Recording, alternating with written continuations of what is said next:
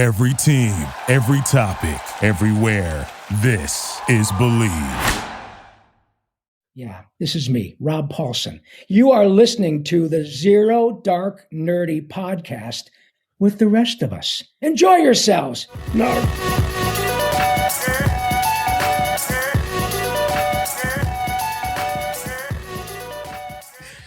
All right, ladies and gentlemen, welcome to another episode of Zero Dark Nerdy, the world's most notorious pop culture podcast. This is your boy, Brian, a.k.a. El Nino, and today I'm joined with Jerry, a.k.a. Jadon, a.k.a. Jerry Warner.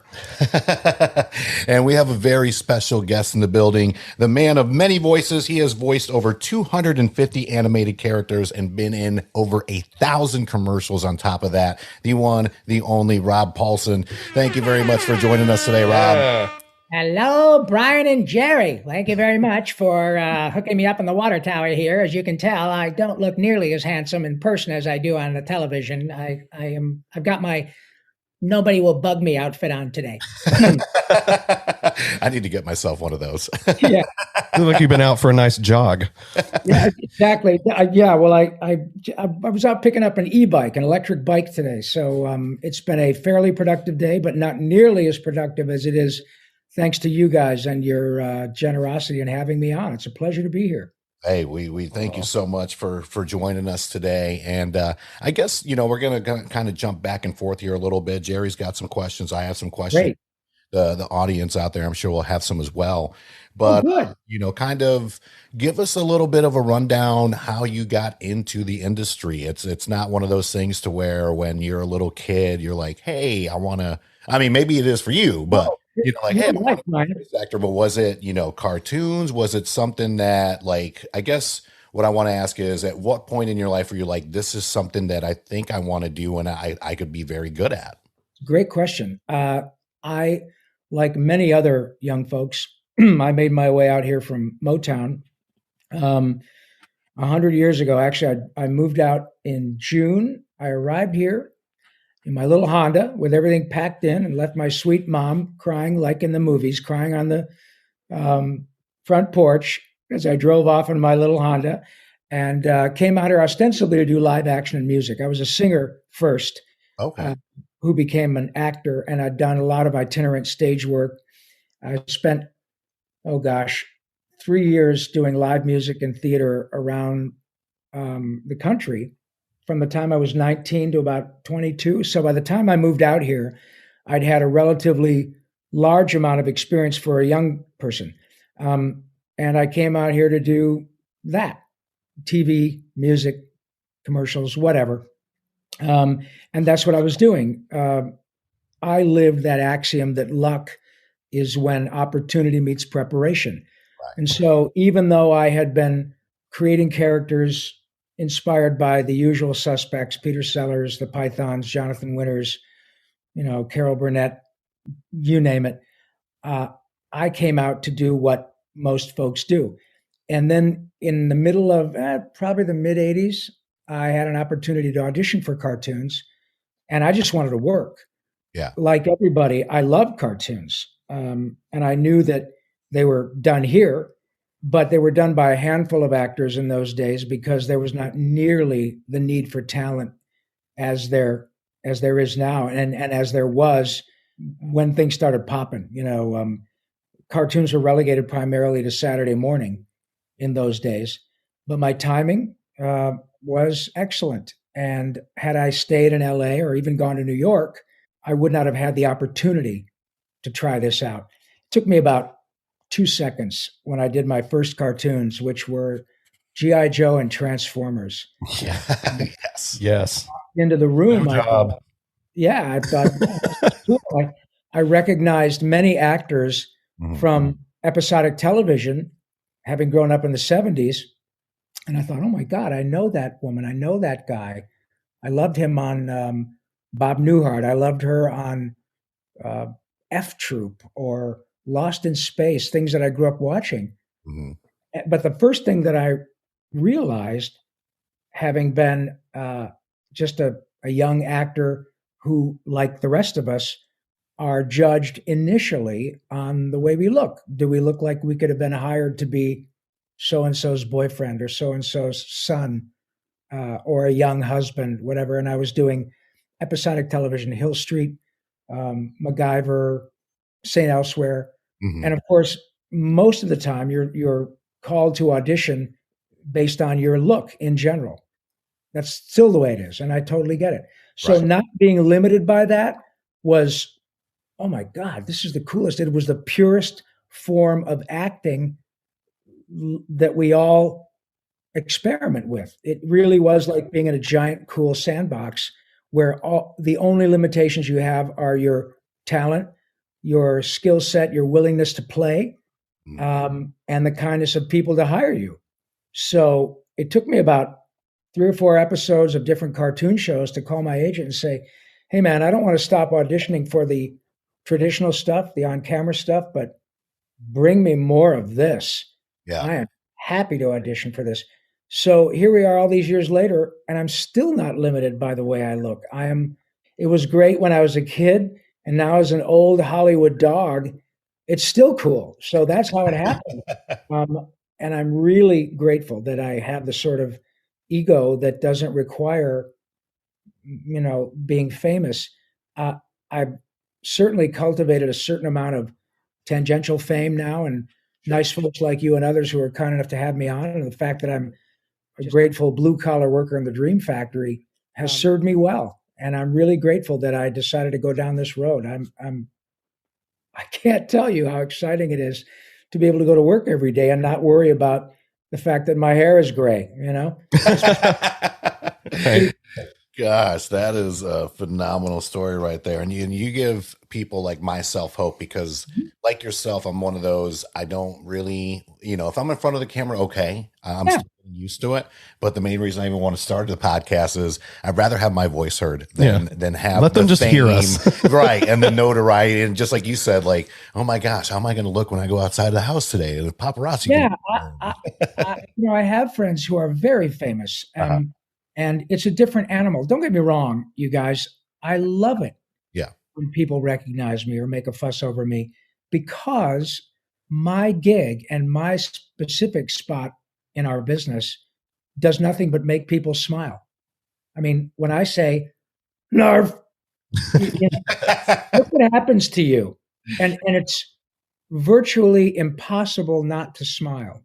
And that is the most glorious aspect of my career, is now that I've been around and social media is such that people do pay attention a little bit more. Mm-hmm. But there is zero, dark nerdy, zero. I love it. To my being recognized, none. I had a thing yesterday. I went to buy a bike rack. Yeah. In Pasadena, and I walked in the store about 20 minutes before it closed. There were 5 young guys there who were, getting ready to close up for the night.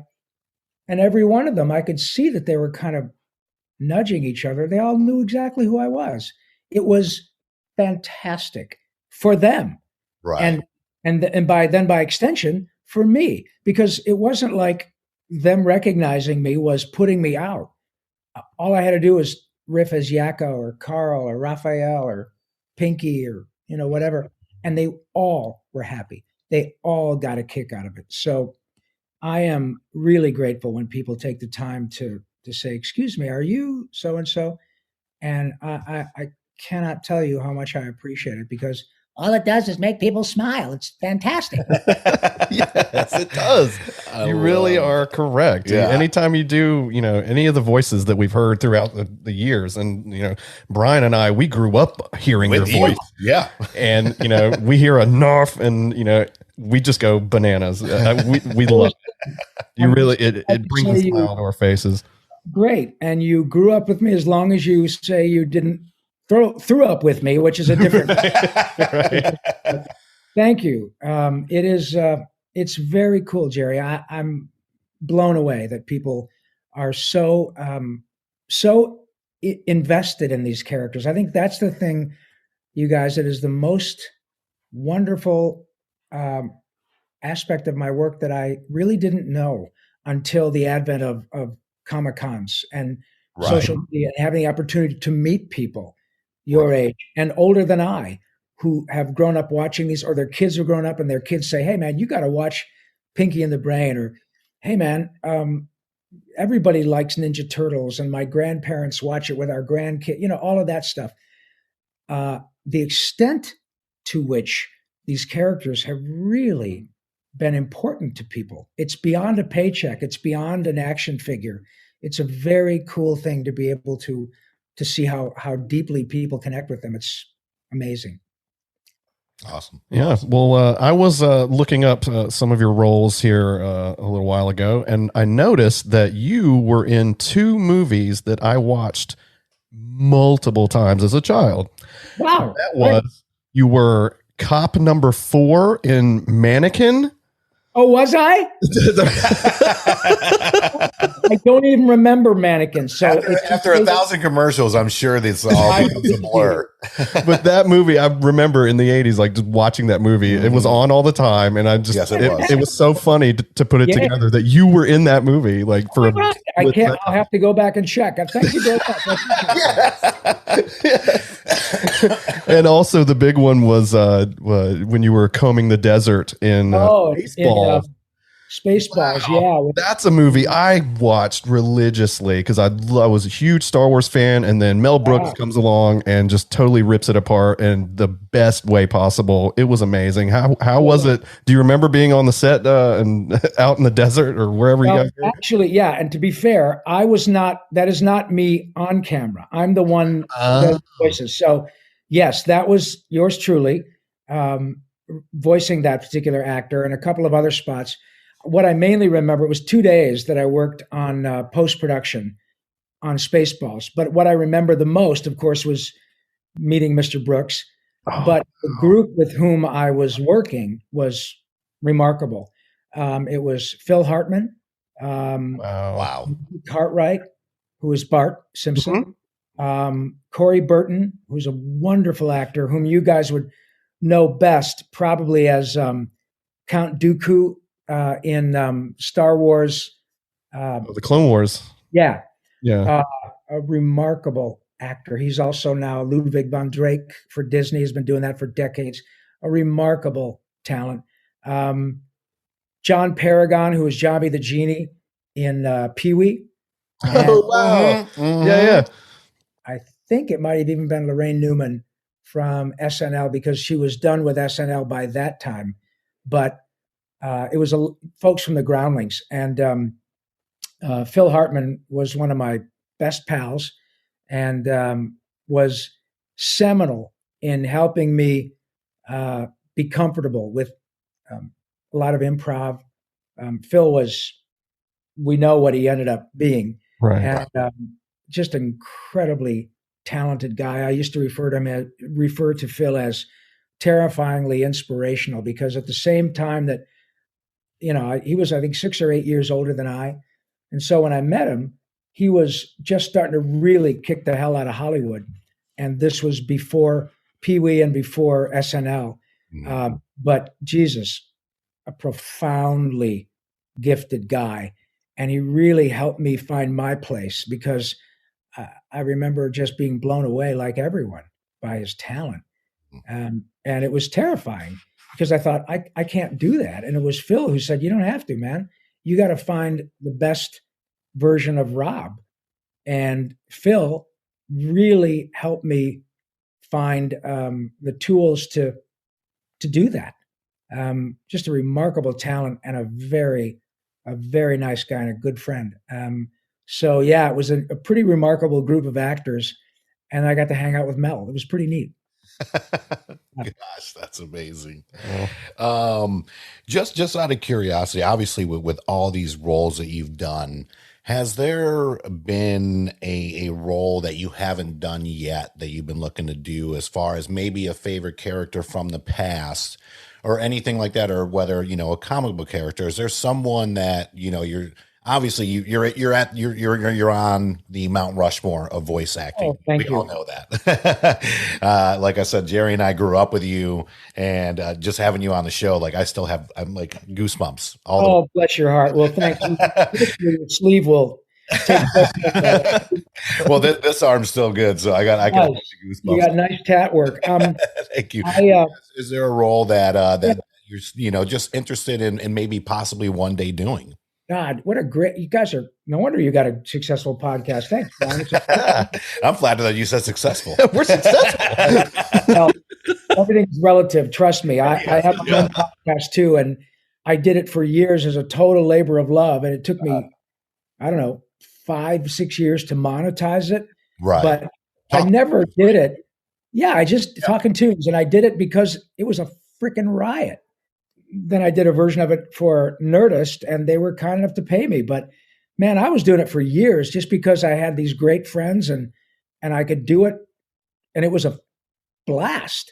I have a character that I almost got to do, and it was one of those that got away, and the producers made absolutely the right choice. I had a couple of callbacks for Philip J. Fry and Futurama. Oh. Wow.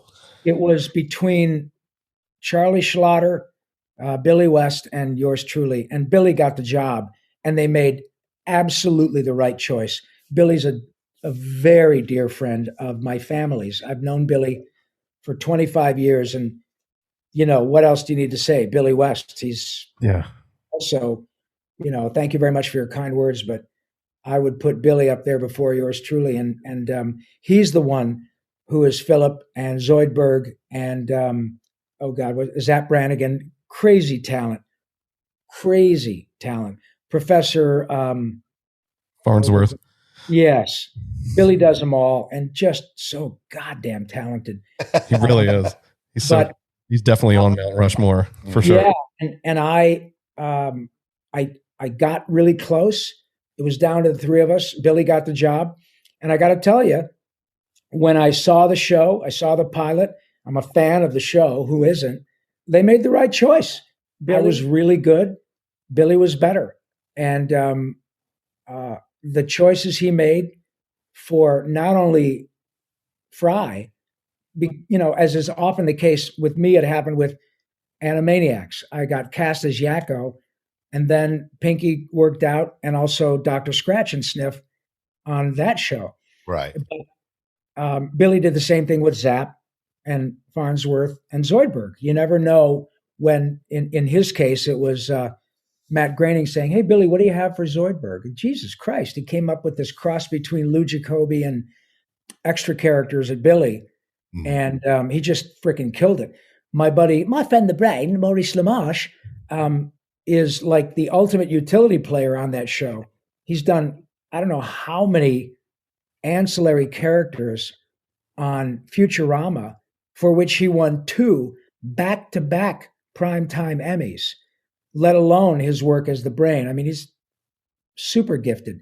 So that is one that I wish I'd gotten, but with the complete understanding that Mr. Groening made the right choice. I would love someday to do, I think like a lot of actors, I love the Joker because there's so much you can hang your hat on with the Joker. There's so much stuff you can grab. But that's having fallen in love with Mark Hamill's Joker. Right. So my son's age, you guys are probably in that same, my son is 35, 34, 35. We're around there. Yeah, we're around there. we're 40, but yeah, we'll take 30. But you're in the same general ballpark. And for my son, he's by his own admission, if he were ever to be on a desert island and had to watch Batman the rest of his life, he would choose the animated version. For him, Batman is Kevin Conroy and the Joker is Mark. Yeah. And that's high praise, so I would love a shot at that too, just because I love that character. But it's pretty tough to get any better than what Mark has done. Obviously, Heath Ledger did a great version and all of that. But man, Mark did it for 20 years with Kevin. And it's a fantastic iteration of that show. So that's probably one I'd like a crack at. But man, if I were to die right now, it would be inconvenient for you. I've had a remarkable run, and I'm getting to do Animaniacs and Pinky and the Brain again. Yeah. So I think that's a great segue. Why don't we get into that? So how excited are you to be able to do these iconic characters again? And not just obviously for our generation, which grew up with that, but obviously I have a 19-year-old daughter and I have, young nieces and nephews, to be able to do it for a whole new segment. Like, how does that how do you rack your brain about that? My pinky. Thank you very much. It really is impossible for me to kind of verbalize how overwhelming it is. Anytime that you get a chance to revisit something that has turned out to be arguably iconic with the King of Hollywood again. Mm-hmm. Mr. Spielberg is now, 72, 73 years old? Still crushing it. And for Steven Spielberg to say, hey, man, I think there's an audience to do this again, exponentially larger than the first time when the show became a huge success. And when we do it, although we're in this era of celebrities and movie stars doing animated characters, and by the way, I have no problem with that. No sour grapes. Brad Pitt didn't know anybody when he came to Hollywood either. Good for him. Right. Right. Like acting job is an acting job. Right. Yeah. Nor did Ryan Reynolds. I love Ryan Reynolds. I don't know him, but he's very successful in Sonic. Good for him. Yep. Right. I have no problem with that. It's Hollywood. It's free enterprise. If you're a producer and you want to spend $500,000 to get Brad Pitt to be the talking dragon, and you could hire Billy or me or DiMaggio or Maurice for a lot less money, right? It's your money. I got no problem with that. But to have Steven Spielberg, the absolute shoo-in as the King of Hollywood, for him to say, okay, Hulu, you guys want to pony up the dough. Amblin, Warner Brothers, and Hulu are going to bring this show back, and Pinky and the Brain. But just so you know, Hulu, we're not going to cast Liam Neeson as the Brain. We're not going to cast Russell Brand as Pinky. It's going to be Maurice LaMarche and Rob Paulsen. And by the way, Yakko, Wacko, and Dot are going to be Rob, Jess Harnell, and Tress MacNeille. That is such an incredible compliment from Mr. Spielberg. He could have called Liam Neeson to be the Brain, and he would have said, of course. But it's not about that. You guys know that because you have a podcast that honors pop culture. It is about the authenticity of the characters. Exactly. It's not just about a rating point. Or, the fact is that, as we already addressed, when people find out who I am, they not only get happy, but I'm telling you the God's honest truth, boys. Some people get tearful because those characters are so profoundly important to millions of fans. And the reason they're important is because collectively they've been created by a bunch of talented people. I'm good at my job, but I don't draw them and I don't write them. The people who do are really gifted. And when it works, it is timeless. I don't care if it's Bugs. I don't care if it's Yakko and Pinky. I don't care if it's The Simpsons. I don't care if it's Winnie the Pooh. When it works, it's timeless. And you guys are in the middle of pop culture and you're expert at it. And you know what I'm talking about. It's not about a celebrity voicing them. The characters are the celebrities. I get that. I am not a fine artist. I am not a writer. I'm a really good singer and a really good actor. But Jesus Christ, I ought to be. I've been doing it for 40 odd years. But I'm preaching to the choir. Your audience knows what I'm talking about. Yeah. It wouldn't have helped the show to have movie stars. Right. Unless one of us was dead or couldn't do it, or the movie star had been instrumental in creating the character. You know what I mean? So it wouldn't make sense for the celebrity exactly movie stars to be in this role. Yeah, Steven knows and Hulu knows that we can all do it. Mel Blanc did Bugs and Daffy and Tweety and everything till he was 80. So as long as I can do it, and as long as I haven't missed it, thank God Steven gets it. Because my suspicion is that it might have been kind of fun for a little bit, but it wouldn't have been the same. So we have this wonderful window of time in which Tress, Jess, Maurice, and Rob are at the top of their game. Doesn't matter what we look like. Tress is stunning, but it doesn't matter. It's not about that. It's about authenticity. And I'll be damned, it worked. It's really good. And not only do we have 2 seasons in the can, one of which has been airing since November, the second 13 will air this year, and we just got picked up for a third season because we're the number 1 rated show on Hulu. And that's a big deal. Yeah. So you're looking at a very grateful showbiz lottery winner, and I know it. I know how lucky I am. I really do. And when you know that you have the backing of Steven Spielberg, don't bet against him. And you know what? It worked beautifully. It's so good, and I cannot tell you how proud I am of the show. It's an amazing thing to be a part of. Gosh, that's great. The passion coming off the mic and and it's utterly authentic. Oh, I mean, yeah. If you're faking this, then you are one hell of an actor. but I have never had the pleasure until today of meeting you 2 boys. Mm-hmm. And to be able to sit here and share it with you is a big deal, certainly. And the fan base, I am blown away by how fans respond.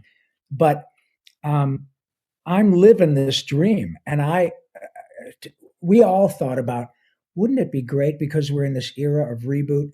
But a couple years ago, when Mr. Spielberg threw that out through Sam Register, the current head of Warner Brothers Animation, when that was a kind of a dream, and Steven was like, hey, man, we're kicking this idea around. What do you think? This is what I haven't shut up since you guys were kind enough to start the show. No, that's what I love about it. Please. But this is the only time I get tongue-tied. I mean, when you think about it, you guys are in this business. How many times has this happened? Like this many? Right. Where you have the most well-known producer, if not in the history of show business, but pretty close. Yeah. Yeah. Huge name. Right? Who says to Sam Register at Warner Brothers, what do you think, Sam? And then Sam says, what do you think, Rob, Tress, Jess, and Maurice? What do you think, Hulu, Apple, Netflix, Amazon, and Hulu bit? And they're happy they did. It's a remarkable thing to be part of. And it's very rare when actors in their 50s and 60s who are just like when they were younger, not limited by this. I'm a better actor than I was the first go around. And then to get a shot at it again, right? With 40-piece orchestra, with people who are my best friends in the world, with writers who grew up watching it and totally get it. Yeah. It never happens. This is unbelievable. And the happy ending, or not ending, because we're going to keep going. The upshot of all of it is that we reached the bar. And some might say we've even gone past it, which is a huge compliment, not only to Tom Ruegger and the original crew, but Wellesley Wild, our new showrunner, and the crew of writers that he and Mr. Spielberg have hired. They totally get it. They knew how to retool it, not to lose the ethos of what made Pinky and the Brain and Animaniacs arguably iconic, but to retool it for the 2020s. Right. And acknowledge that things have changed and be self-aware. They absolutely nailed it. And it's mind-blowing to be part of it. Awesome. Wow, God. This is amazing. I'm like still in shock. I know, this is so cool. I'm just so great. I was going to jump to not quite a serious topic, but I'll go ahead and do it. What do your British fans think of your British accent? Oh, well, I have to tell you that so far I have I've not had anybody really go out of their way to say, you're not English. In fact, I've had quite the opposite. I've had many friends and fans from across the pond who have said, man, I didn't know that you were really not, you're really a colonist. You're really, you're really, really an American. It's hugely flattering. But I think that is a testament to again, it's not false modesty. Right. I'm really good at my job. I'm very comfortable. I don't think I'm as good as I'm going to be when I'm older because, like Paul Newman once said in a really wonderful quote, this was just a couple years before he died, but he said, I don't think I really got it as an actor till I was 70.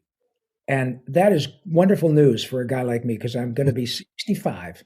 But I am literally only limited by my imagination.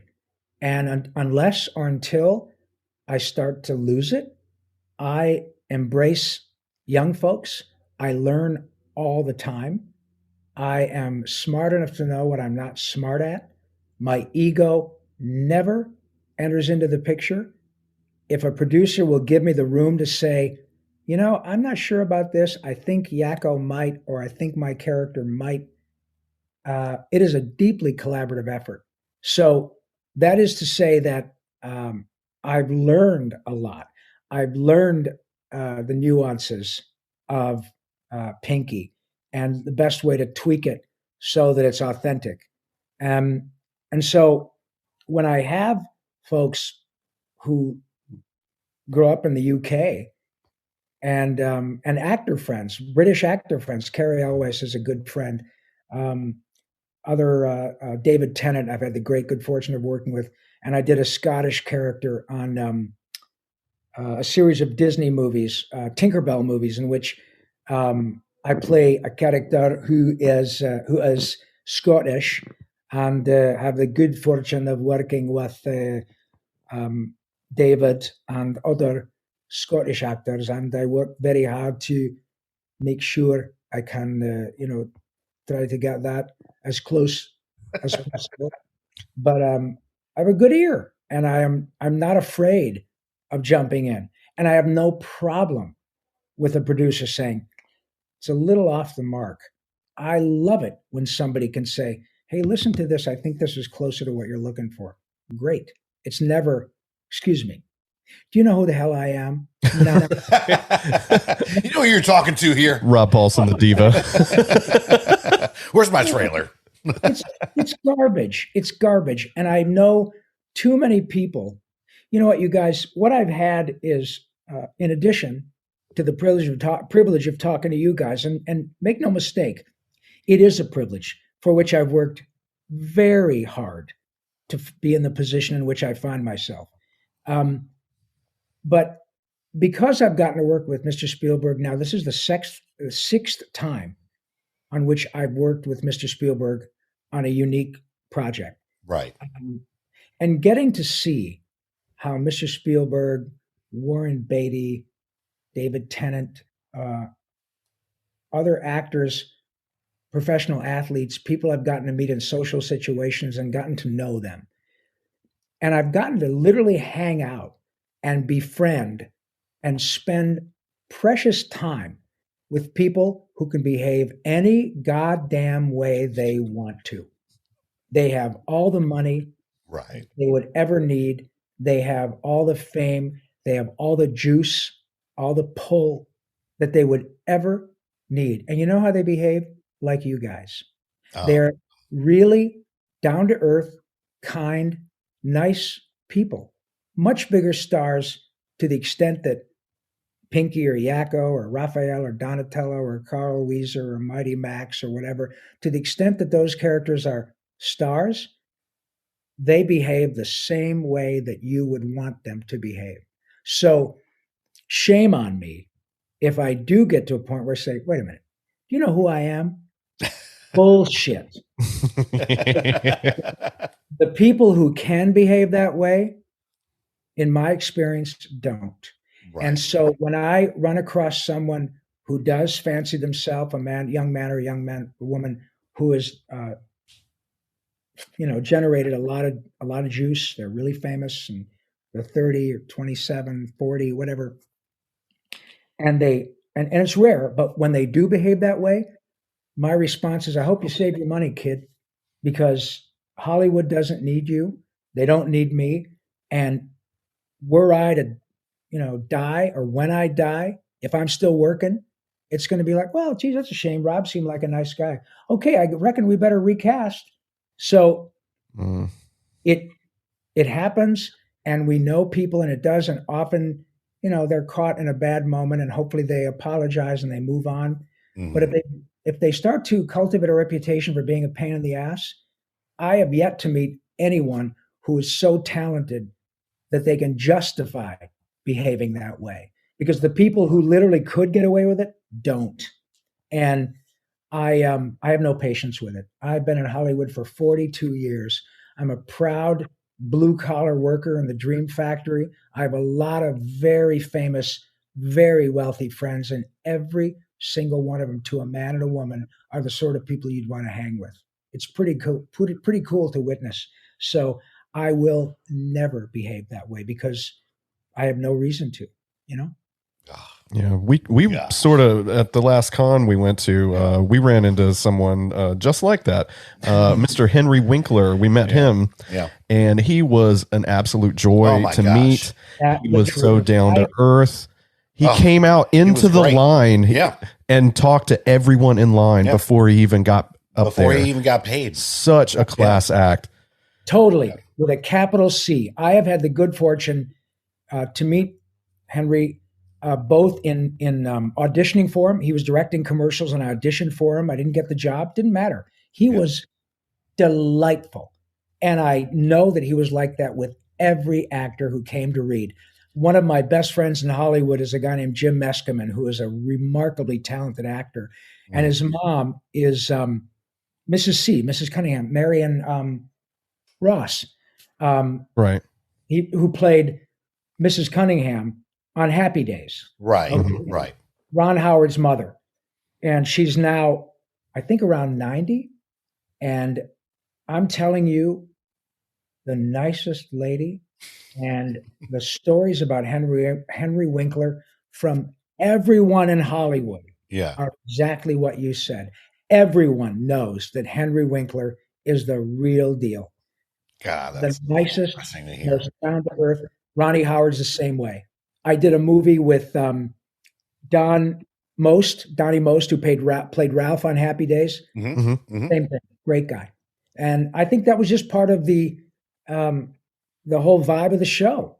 Everybody said, and to a man and woman, when the subject of Henry Winkler comes up, it's exactly what they say. So it's authentic. It's a real deal. Yeah, it definitely came across that way to us when we went. Good. And you've obviously been to many a Comic-Con. Oh, yeah, it was a little bit. I can't wait till we can get back to it. Trust me, that was going to be one of our next questions coming up. Believe me, we're losing our minds over here. Meeting people. I can't get enough. I don't care if they buy anything, man. Right. The organizers have to, they have to make the people whom they bring. Sure. We have to charge something to offset the cost, but we always say, I don't care if you buy anything. If you're willing to stand in line, I want to meet you. Right. Glorious. The most glorious part of my work is to get to see how people respond when Raphael shows up. It's the cool thing. Great. Exactly. And I mean, Jerry and I have been fortunate enough to go to New York Comic-Con a few years. And when we met Henry Winkler, it was actually here in North Carolina in Raleigh.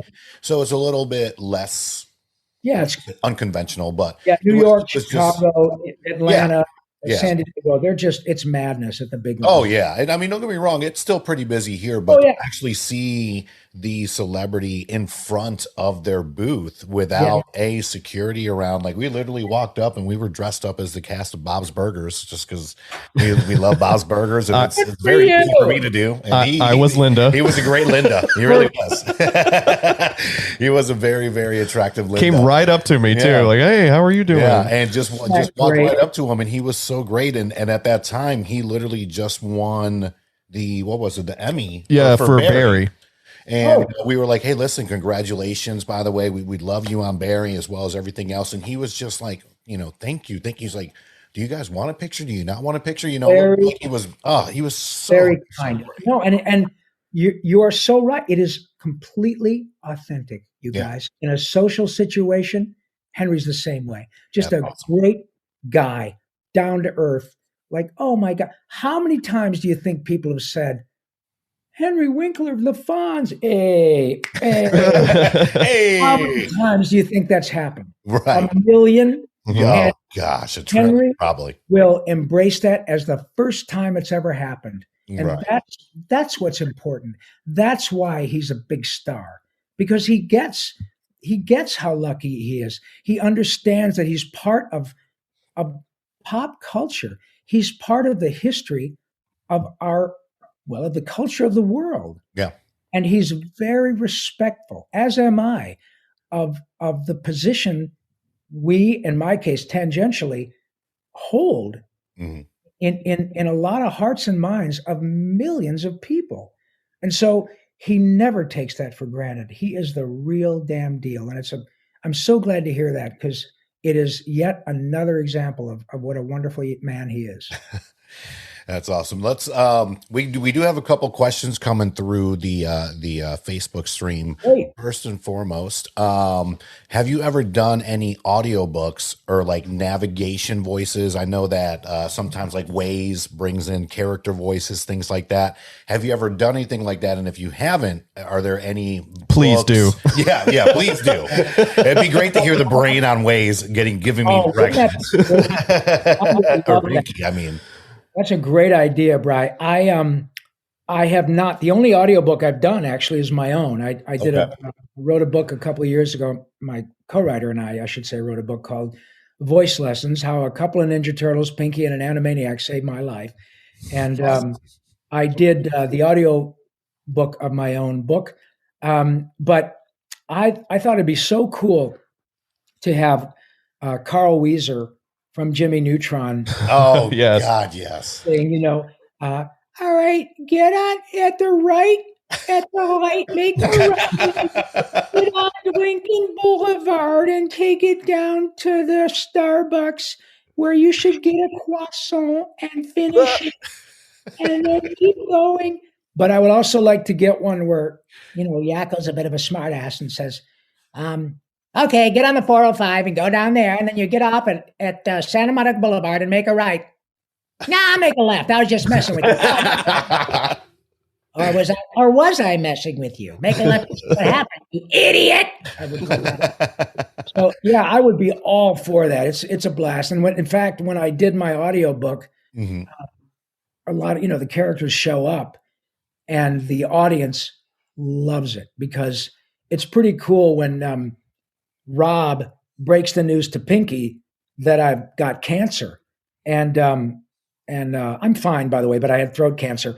But it was very cool as a plot device, the way that my co-writer Mike, who is a full-time, real-time, professional writer, who thought of to say, why don't we break the news to Pinky about the fact that you've got throat cancer, and Pinky, you can riff with Pinky, and he can say, "Is it going to kill you?" And I said, "I don't know." And it was very interesting. It was interesting, funny, and also a little bit surreal for people to go, "Oh my God." Pinky says, "Well, will you be able to do this?" I don't know. Well, what if there's a reboot? All of that stuff. Right. It was very effective. Right. So yeah, it's pretty cool when you get a guy who does cartoon voices to have him show up in the audiobook. It worked pretty well.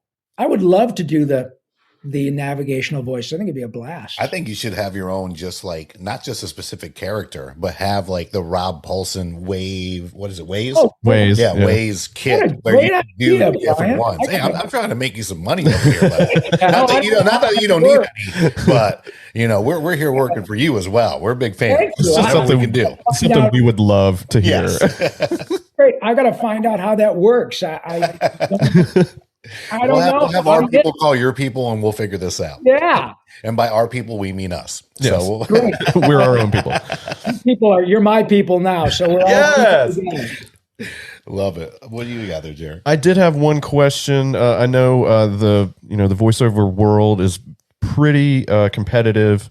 Was there any other voice actor that was maybe beat you out for a couple roles? Maybe a voice actor rival in the industry? Well, yeah, and it is a team of rivals, as it were. I mean, there's definitely a lot of honor among thieves because, as I mentioned earlier, Billy West, John DiMaggio, Maurice LaMarche, Tress MacNeille, Tara Strong. You can pretty much throw anyone out there. Mark Hamill, Kevin Conroy. They're all very good friends. All of the people I mentioned have been to my home, birthday parties. I've been to theirs on more than a number of occasions. And so, yeah, we compete, and it is very competitive. But there's always room. There was room when I showed up, and I love it when young people show up because, firstly, they're quite enamored by me and my pals, just like I was when I got to work with Mel Blanc and June Foray and Don Messick and Jonathan Winters and over and over, Carol Channing and John Aston over and over again. I became friends with John Aston long before Sean Astin.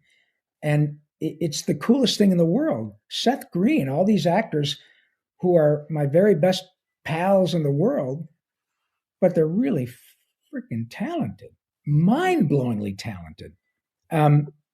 So yeah, we compete and we get jobs and lose jobs to one another. It's just the nature of the beast. We don't take it personally. I think that, well, like I said, I already acknowledged that Billy won the role of Philip J. Fry, which, in addition to the red M&M, is probably Billy's. Well, and Ren and Stimpy. Billy did, right? Yeah, he was definitely. Billy ultimately did both Ren and Stimpy. Right. So Billy is the real freaking deal. I would give blood for Billy, and he would do the same for me. I love William. I love him. He's, I mean, right here. Same with Mo. Yeah. So we have a deep, abiding respect, friendship, and we do really root for one another. That is not, I can honestly say, having done a lot of on-camera stuff, while I have a lot of friends who are on-camera talent, and I love them as much as I love my voice acting friends, there is, to be sure, at least when I was starting out, there is a much more competitive, in a more, how do I use it? It's not cutthroat, but there's not nearly the friendly vibe as there is with respect to animation. That the wonderful aspect about voice acting specifically is that, just like theater or film, both of which I've done a lot, TV, commercials, whatever, improv with the Groundlings or Second City or Upright Citizens Brigade or Acme Comedy Theater, whatever it is, it's about talent. Acting is acting, whether it's voiced acting, which is small v, large A. The reason you guys dig Pinky or Homer or Philip J. Fry or Zapp Brannigan or Bob's Burgers is because the actors who portray the roles are good actors. The reason Bugs and Daffy and Rocky and Bullwinkle have lasted for decades, long past the actors being gone. You can go back and watch Bugs Bunny from the 50s or Rocky and Bullwinkle from the early 60s and enjoy it as much as a new episode of Animaniacs or The Simpsons or Family Guy, because they're beautifully executed. It's not a secret. And so I tell young actors, look, it's not self-aggrandizement. Watch these shows after I'm dead. It's not about that. It's about acting. If I weren't good at my job, and Tress and Maurice and the scripts weren't solid and the music wasn't solid, these characters wouldn't have lasted 25 years and wouldn't have been worthy of Mr. Spielberg and a pile of Hulu's money to do it again. It would have been worth it. So That's the lesson. It's about acting. It's about authenticity. It's about passion and execution and being willing to learn and get better till you die or you retire, which is fine too. But that is the good news for everybody, that you don't have to stop getting better. If it's about the way you look and that you have to be in really great shape all the time, then that's just part of the deal. And then you accept that as you start getting older, you have to decide whether or not it's important for you to have a little nip and tuck or a little Restylane, or maybe get the neck done. And that comes, as you guys can attest to, that comes with its own set of issues too, because we can all look at men and women who are universally famous, and then they go away for a few months and they come back having had work done. And if it's not done well or people don't ease into it, you go, oh my God, honey, I'm going to freeze this. Do you know who this is? Right. So it happens. Yeah. Oh yeah. And it happens now. And you have a sweet little girl. I know that she knows, and maybe you've heard her talk about it. People who are talking to their mom and dad about getting work done in their teens. Yeah. Luckily, mine is not like that. But yes, I get where you're coming from. But she crazy. Probably knows people. Oh yeah, yeah, she does. You guys. Yeah. I'm like, you're beautiful. You're beautiful the way you're that beautiful. You are. Exactly. I don't even know how to read. I have one child and he's a grown man, but you see my point. Yeah. As a father, I don't know. How do you have that chat with your daughter? Right. Yeah, I know, Mom and Daddy, but this, she's the homecoming queen and everybody loves her, and her parents let her, get a little work, and she's going to be 17. Yeah. Holy shit. It happens every day around the country. I don't know how, I really don't know how to handle that. Right. And because I see people all the time whom I would look at as beautiful as they get older, understanding that that's just the nature of the beast. Meryl Streep, right? All of them. There are so many. Gina Davis, older and older and older, but still in all, it's about their talent. Yep. And what do you do when you're a young actress and you haven't yet made your mark and people don't know how good you are? And now you're 35 and your agent says, we're putting on a couple of pounds. My fighting weight is 118. I'm at 125. Right. But you're 37. What? Right. That makes me nuts. Yeah. And I hate that about the business. So anyway, fortunately, I don't have to deal with it. And I love that animation is an option for any actor, whether you're famous or not. My advice is take any chance you have to act, whether it's just with your brain and your voice and a character that you hope will really find an audience, or your whole body. And I hope that that the business allows you to grow into your body and your face with grace, because we all are going to get old. And it's part of the freaking deal, man. So I get, it's one of the things that really I get passionate about, because I have so many dear women friends who are so goddamn talented.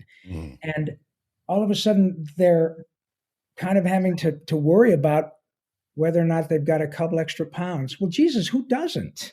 Right.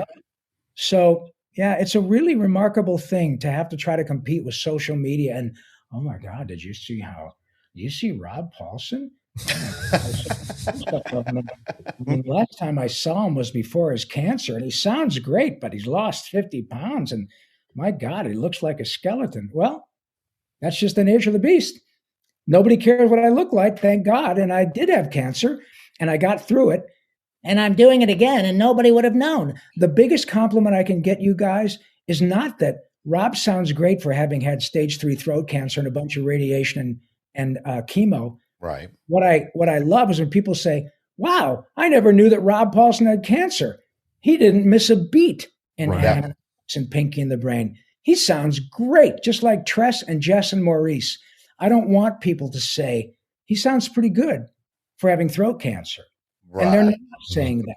That is a testament to my doctors and the times in which we live. So thank you for letting me ramble about that. No, like I said, this is, I'm like, you were talking about like fans meeting you and almost in tears. Like this is incredibly inspirational to us.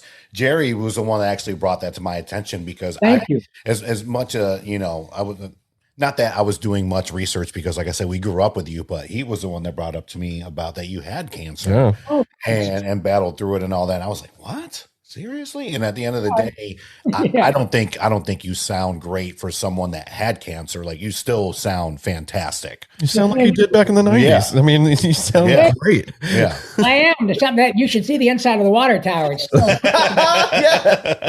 just like the 90s. Yeah. We do have another question from the fans real quick. Sure. As far as, is there a character that you love doing the most? Whether commercial TV, just like even if you have like a top three, right? This is from Christina Green. Big shout out to Christina Green. Thank you for joining us tonight. Which character or cartoons did you love doing the most? My standard answer is the next one because it means I'm working. Love that. Honestly, you guys, I have had, by any measure, a remarkable career, and I'm still doing it every day. An embarrassment of riches. Honestly, I wear long sleeves all the time because I'm black and blue from pinching myself. If I had to do, it's pretty tough not to go with Animaniacs. And in that realm, I would have to say both Yakko and Pinky because Yakko, it's just a great character, especially in the context of the other two. Mm-hmm. But as I said, I was a singer first. And I have gotten to sing so many unbelievably wonderful songs. Not only United States, Canada, Mexico, Panama, Haiti. Yeah.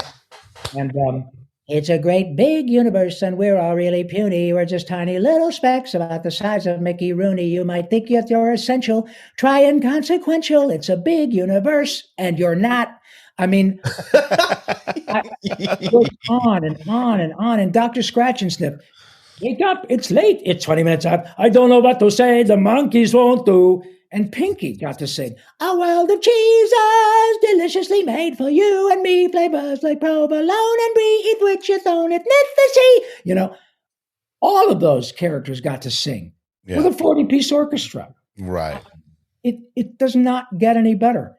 And that is not even including Raphael in the original show and Donatello on Nickelodeon. Some people think that version, in which I got to be Donnie, is the quintessential version of Ninja Turtles, right? The 2012 from 2016 on Nickelodeon. And Carl Weezer, and I got to sing as Carl badly because it worked for the character. Right. But when I signed up for TikTok, I noticed there are 150 million TikToks of people's take on Carl Weezer. Wow. Really? Wow. Right? So they love their Jimmy Neutron. Yeah. Hey, my daughter was 3-4 years old when it came out, and I tell you, I was watching Jimmy Neutron all day, every day. It's a great show. It's very smart. And not to mention Gummy Bears and Goof Troop. I was a character called PJ on Goof Troop. I found out recently that a Goofy movie is kind of a cult classic. It's huge to a lot of people. Mm-hmm.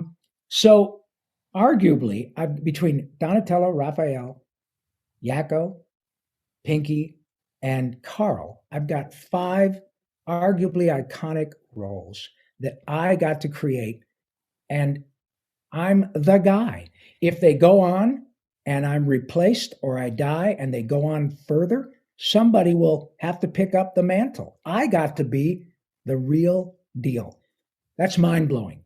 So any one of them would be fabulous. But if I had to pick, it would be Animaniacs because look what's happened with it. it's as big a hit now as it was the first time.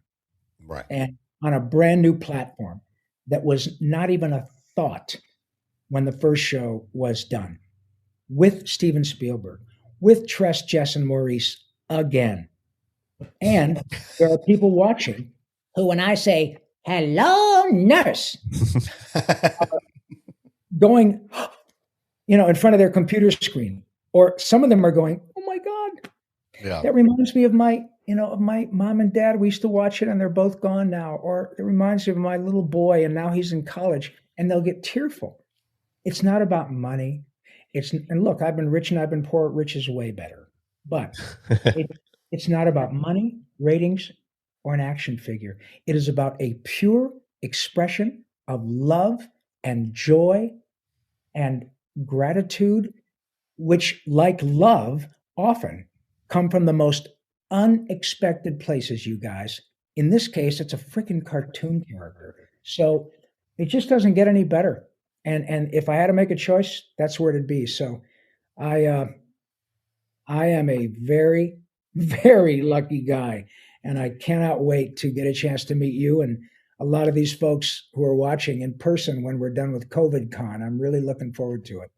Oh gosh. So yeah, us too. I think that's kind of, Jared, if you want to, go on the Comic-Con thing, because that's our big thing. So, well, the Comic-Con thing is, we're really missing, the standing in those lines. Yeah. And we love it. We love going. We love dressing up.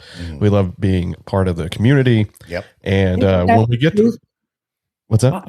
Isn't that the truth? What I love, Comic-Con to me, you guys, is a microcosm of how we really would like the world to be. Right. 100%. People who are on the autism spectrum, people who are physically challenged, people who often find they're disenfranchised, in regular life. They go there and they are utterly accepted. I love that. I love the fact that there are people who feel like they found their tribe, and I cannot get enough of it.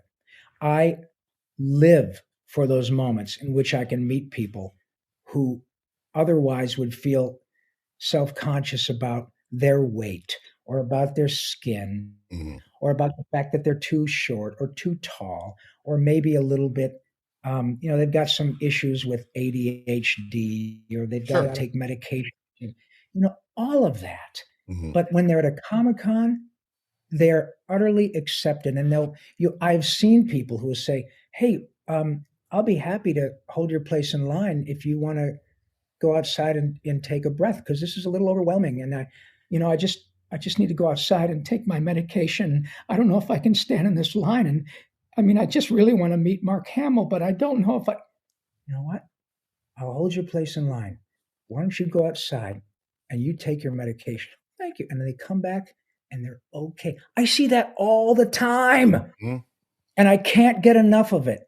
I'm so proud to be part of that collective community. And I get to go back to Hollywood, to the best of the best musicians, the best writers, the best animators, the best producers, the best actors. And if I'm the guy who gets the juice, I get to go back and relate these stories to people and say, I'm telling you what, I met a family who was in tears because of what Animaniacs meant to them when they lost one of their children, and they got through it. And these people are blown away in Hollywood because they don't get to see this. Right. And don't get a chance to be, the person that folks want to talk to, like me. But I get to go back there and share these stories. And you guys, it's the coolest thing in the world. I can't wait to get back at it. Trust me, we can't wait to meet you in person. Good.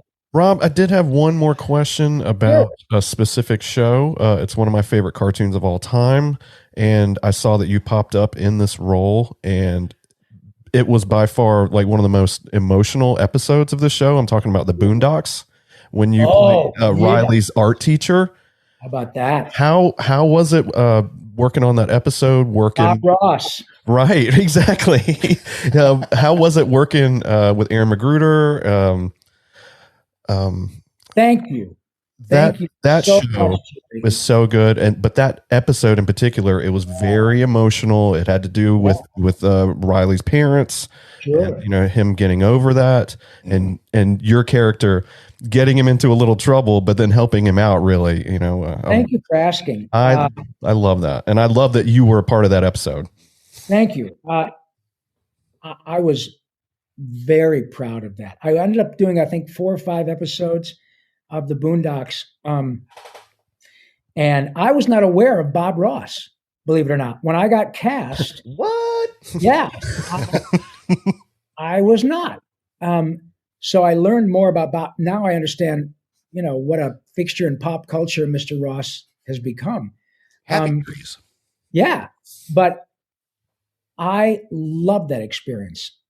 Interestingly, I have a unique background, being an average kid from Michigan.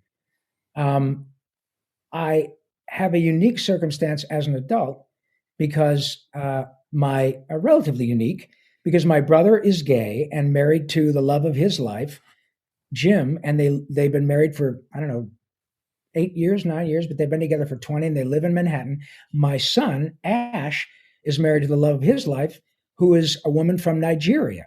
So I have a relatively unique perspective, being an old guy from Michigan. When I got the gig with Aaron Magruder, I was very aware of the Boondocks, and the cast of Boondocks is primarily African American, and of course Aaron is. And so when I got the gig, and I knew all about the ethos and the background of Boondocks, the comic strip. From the comic strips, yeah.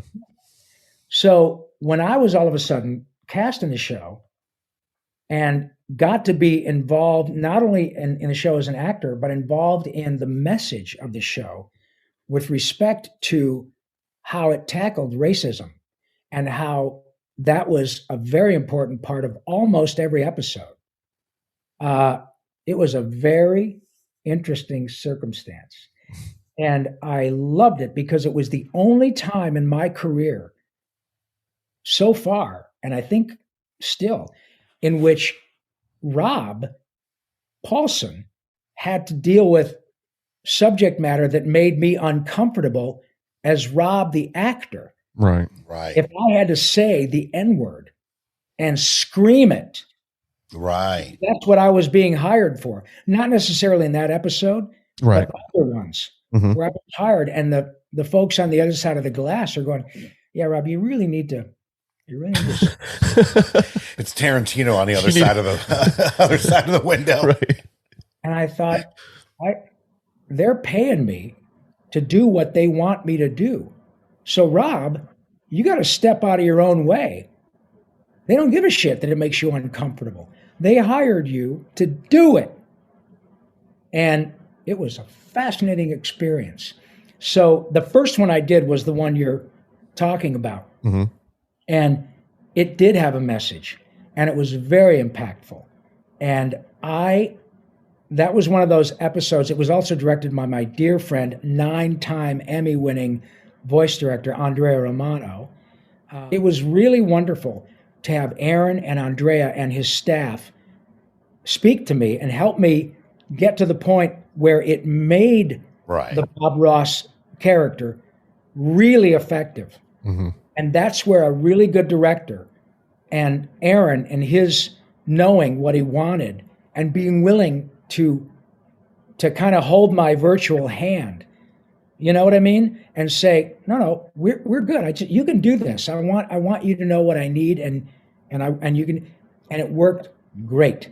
And I'm so proud of that, because it was one of those times when I was hired not to be the wacky cartoon guy, not to be hey, Max, it's time to go get goofy. Or, hi, Jimmy, I think that I got a real crush on your mom. Or, hello, nurse. it wasn't about that. I'm hired primarily to be a funny guy or sing, right? So when I was hired, and then because it worked, I got to be on, I think, half a dozen other episodes, and they started to trust me. That's a very big thing for an actor, to get to a place where somebody sees I can get some pretty deep emotional stuff out of you too. That's not just the funny guy. It's a big deal. So thank you so much, Jerry, for bringing that one up, because it really was a high point of my career. Because every actor wants to say, "Oh no, I can do more stuff." Right. And if you don't believe me, check out a couple of episodes of Boondocks, or an episode I did of Rick and Morty in which I played a dog that said, "Oh yeah, yes, you were Snowball." There's Snuffles. Yeah, at first, pretty funny and wacky, but there was a pretty deep message about the sort of indentured servitude in which we sort of, inadvertently do that to our pets, and why we know why we get them fixed and all of that, and it's on purpose, and okay, but while we're doing that, let's make sure that we sort of acknowledge that. How would you like it if somebody said, we really don't want you to procreate, and it's good for you, but we're going to, and fascinating exercise, that brilliant writing with Dan Harmon and Justin Roiland. I mean, those guys are the real deal as well. I love those guys. So it was a really cool exercise, and so thank you very much for bringing up the Boondocks. It was very important to me, and I'm really proud of it.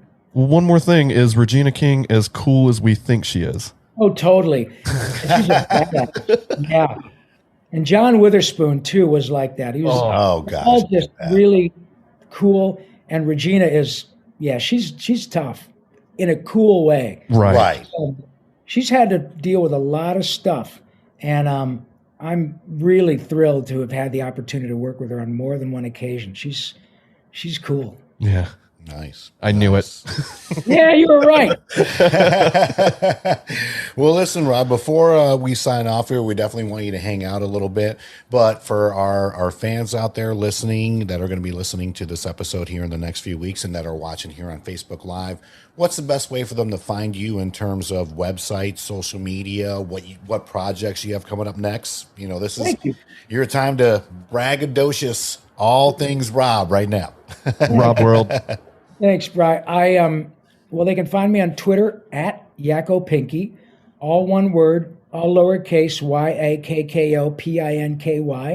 On Instagram, it's Rob_Paulsen, Paulsen. On Facebook, it's Rob Paulsen, voice actor. TikTok, it's Rob Paulsen 311, which is my birthday because somebody already had Rob Paulsen. So ROBPAULSEN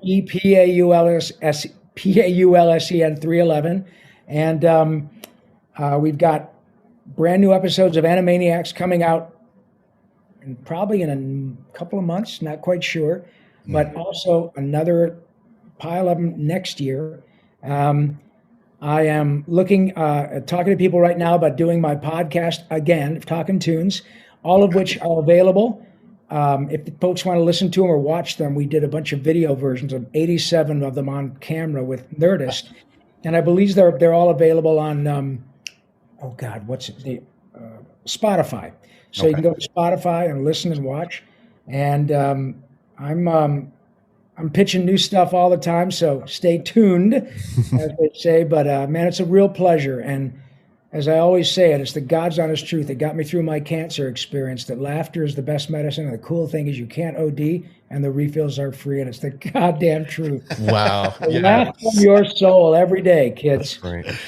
God, Rob, you are so fucking amazing. Again, thank you so much. Hang out with us for just a second here after we wrap this up real quick. Again, for those of you on Facebook Live, those of you listening, the incredible Rob Paulsen on here. Again, over 250 animated characters, over 1,000 commercials. Just, again, Mount Rushmore of just He's up there for sure. Yeah, I'm at a loss of words right now. I really am. I'm still in shock that we're interviewing her right now. But at the end of the day, be sure to check out our website, popculturepodcast.com. We couldn't make it any simpler for you out there. Just type popculturepodcast.com. How'd we get that?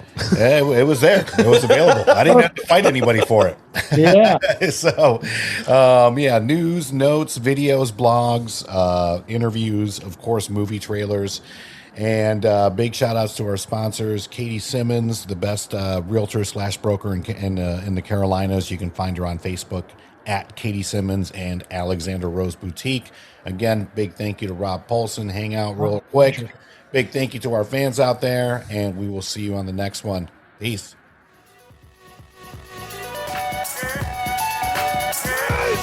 Yeah! Victory! And anger management? Fuck anger management.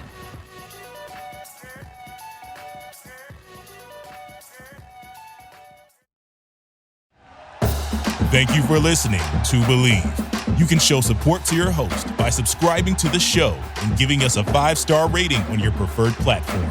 Check us out at Believe.com and search for BLEAV on YouTube.